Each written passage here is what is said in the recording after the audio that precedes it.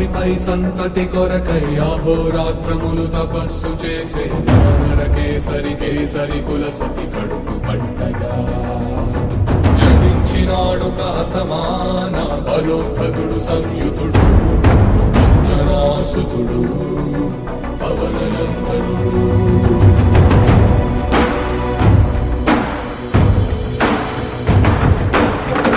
కిరణముల ఉదయాత్మి గని అది పండిన తీరని పంటను సూర్యమండలము పట్టి తినాలని వీళ్ళుడే దేహం నాటున రవి మరుగై జగము చీకటై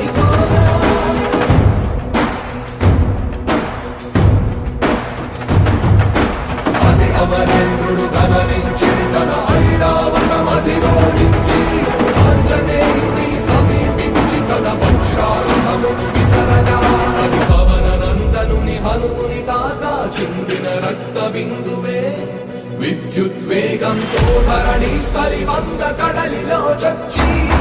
వంద కడలి అట్టడుగున గల శ్రీరంగ శుద్ధి గర్భము చేరియట